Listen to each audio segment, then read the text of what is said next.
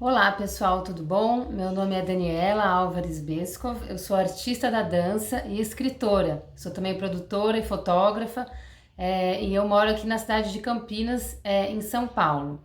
Então hoje eu vim falar aqui com vocês, né, realizar algumas reflexões sobre a Lei de Emergência Cultural Aldir Blanc, que foi aprovada aí recentemente no Brasil e as inscrições para essa lei, né, começaram a ser realizadas e vão terminar em breve aí em várias cidades e estados do Brasil. Essa lei, então, queria ressaltar, está sendo, né, muito importante para os artistas, né, do Brasil, porque os artistas também, assim como todos os profissionais, né, a maioria dos profissionais também foram atingidos aí, economicamente pela pandemia. Então, essa lei foi fruto de muitas mobilizações aí nacionais por parte dos movimentos sociais, movimentos de artistas, articulações com políticos. Então, ela é fruto realmente de um esforço, né, coletivo, e foi aprovada, né, foi aprovada no Congresso e, enfim, está sendo implementada agora. Então, eu queria realizar algumas reflexões com vocês sobre essa lei e também pensar um pouquinho sobre o estado de São Paulo, né, sobre o PROAC, os editais do PROAC, que estão também com editais abertos a partir, né, com os recursos da lei Aldir Blanc. Então, primeiro eu queria fazer uma reflexão que é sobre, tem três modalidades, né, na lei Aldir Blanc. Então, eu vou acompanhando aqui as coisas que eu escrevi para lembrar também. Tem três modalidades. Então, a primeira é a renda emergencial, né? A segunda é a modalidade de subsídios para espaços e a terceira é a modalidade de prêmios, né? Tanto para pessoa física e jurídica, né? Tanto para grupos ou artistas individuais. Então, a primeira modalidade dessa lei, ela está direcionada, né, para pessoas que têm uma renda baixa, né, especialmente agora durante a pandemia, ou seja, são pessoas que estão passando, provavelmente, né, estão passando necessidades básicas, né, que essa lei, então, ela tem semelhança com a lei nacional que está fornecendo, né, o auxílio emergencial para famílias e pessoas de baixa renda. Então, essa modalidade 1 da Aldir Blanc é parecida com essa lei nacional geral, né? Então, tem ali no edital, né, nas regras, um limite de renda, né, per capita ou por família, que você tem que ter para acessar a lei. Então, é direcionada para pessoas que têm uma baixa renda, certo? E as outras duas modalidades não tem essa delimitação no edital. Ou seja, tem outras características, né? Então, a modalidade 2 é direcionada para espaços culturais, que vão receber um subsídio também. E a terceira são prêmios, né? Para você, como artista, produzir. Ou produzir espetáculos, produzir, enfim, conteúdo de aulas também. Ou se você também é artista e coordena um espaço, você vai realizar produções com outras pessoas, contratar, enfim, outros artistas, enfim. É direcionada então, para essas produções, né? O eixo prêmios. O que eu quero pensar com vocês aqui é que o eixo 2 e o 3, né, não tem o limite máximo de renda, né, para a pessoa acessar o recurso.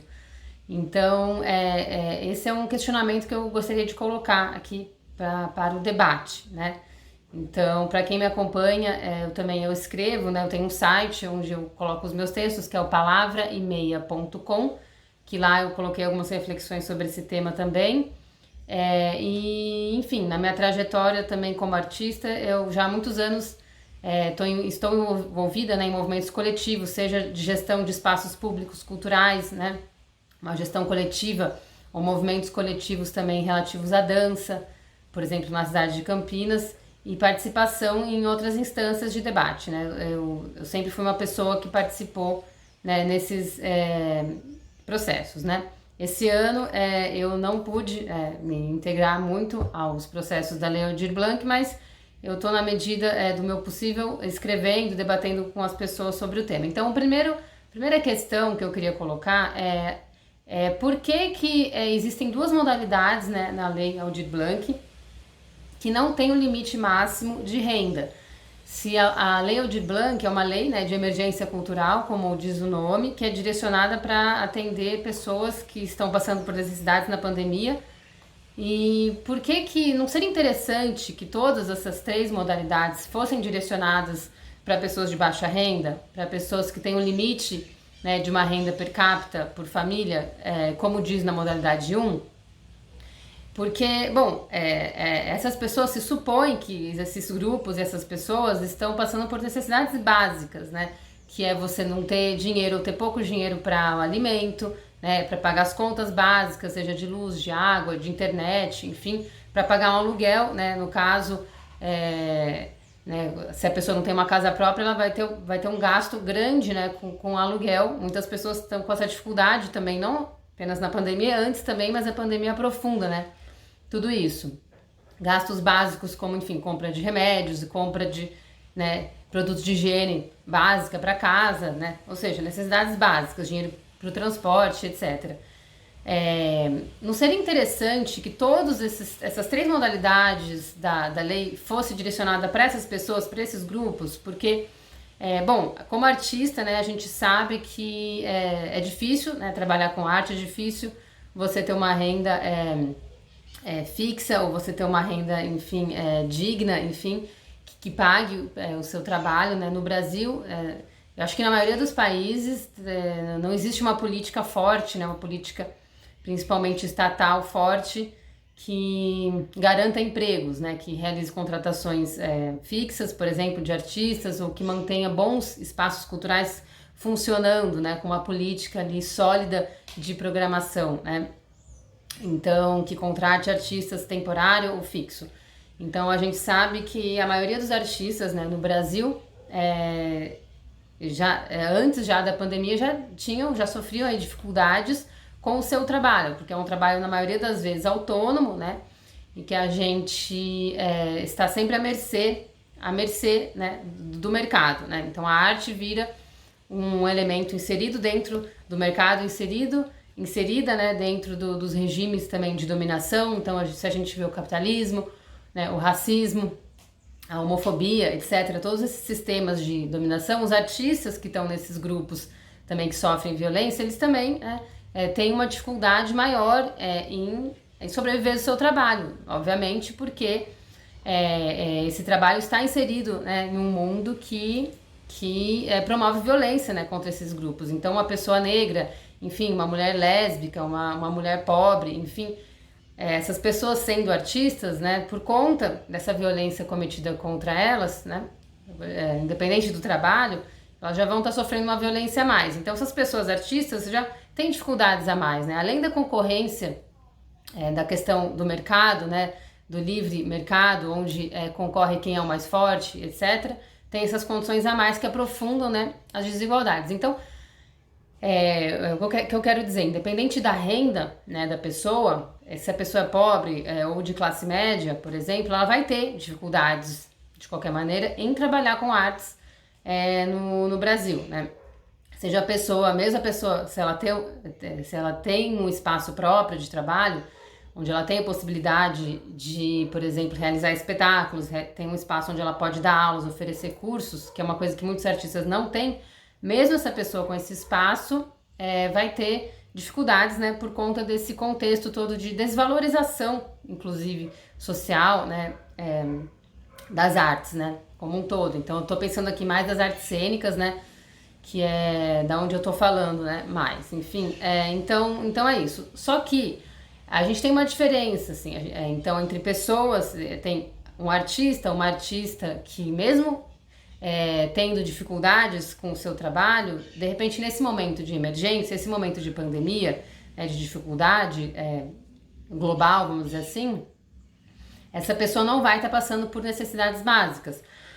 Por exemplo, né, então a gente pode ter vários casos. Essa pessoa, né, esse artista, por exemplo, pode ter feito uma poupança, né, ter uma reserva financeira que conseguiu ao longo dos últimos anos juntar, né, por várias razões.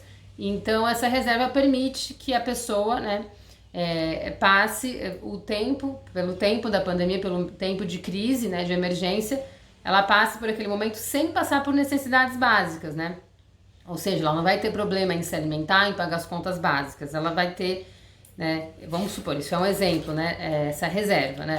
Um outro exemplo é pessoas, artistas que, por exemplo, têm acesso à família, por exemplo, que nesse momento de emergência pode também dar um suporte financeiro, um suporte de moradia. Muitas vezes a pessoa não vai conseguir pagar o aluguel, a família, por exemplo, recebe na sua casa e a pessoa fica sem essa conta do aluguel, por exemplo. Então, tem esse outro exemplo. Então, a pessoa ela vai ter dificuldades, ela não vai estar conseguindo vender o trabalho dela, né, nesse período de pandemia, mas ela tem um suporte familiar. Tem pessoas, né, do círculo dela que podem ajudar. Isso é um outro exemplo, né.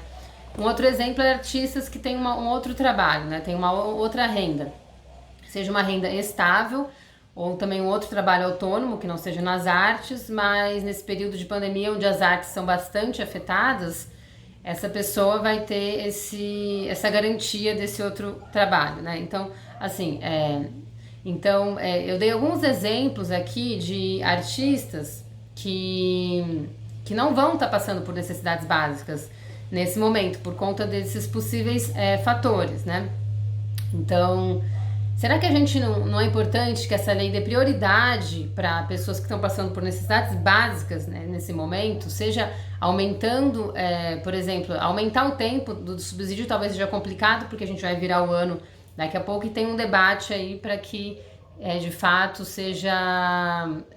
que seja garantido que em 2021 esses recursos continuem sendo repassados, né? Mas, por exemplo, mesmo se a gente não pensar no ano que vem, vamos só pensar em 2020, o recurso direcionado para modalidade 1 poderia ser aumentado, né, por exemplo. Então, para a modalidade de pessoas que tem um limite máximo de renda. Ou essas duas outras modalidades de prêmios, né, e subsídios para espaços poderiam também ser direcionadas para as pessoas que coordenam esses espaços ou que vão receber os prêmios, para pessoas de baixa renda também, porque nessas duas modalidades, prêmios e espaços, não tem o limite, né? Ou seja, qualquer artista pode recorrer ao subsídio, né? Então, assim, vamos pensar mesmo que é um artista né, que ele comprovou, por exemplo, a questão da renda, né, que ele tem uma renda no limite ali, mas vamos supor que a gente está falando de um artista que tem, por acaso, uma reserva financeira, ou que tem um suporte familiar temporário, enfim, ou tem uma renda em outro emprego, caso o edital falar que a renda diz respeito só à renda recebida no trabalho com as artes. Será que a gente não precisa melhorar esses critérios, né, de seleção? Será que a gente não é importante, não só na Lei Aldir Blanc, mas pensando em outros editais, que os critérios de seleção, né, de condições, de condições para participação, não sejam mais detalhados, mais aprofundados, para realmente a gente direcionar recursos públicos em uma época emergencial para pessoas que estão passando por necessidades básicas, né? Porque qual que é essa ideia? A ideia é que mesmo artistas que tenham dificuldade de trabalhar com arte, por conta dos motivos que eu já falei, se eles têm nesse momento um suporte que pode vir desses três elementos que eu falei, essa artista vai ter uma possibilidade maior, né, de continuar trabalhando de forma autônoma, de vender os seus trabalhos para entidades privadas, enfim, para indivíduos, ainda que seja difícil, né? Porque, enfim, né, a desvalorização das artes, a falta de políticas públicas, etc., muitas vezes a falta do costume, né, da população de ter o contato com as artes cênicas, a falta desse elemento nas escolas, etc., que vai criando um efeito dominó na sociedade, de desvalorização dos artistas, né? Mesmo que esse artista tenha essa dificuldade, ele tem um suporte a mais, ele tem um suporte a mais, né, que é diferente de uma pessoa que está, né, com dificuldade para comprar um alimento, para pagar uma conta básica, né, que é uma emergência, né, por isso chama lei de emergência cultural.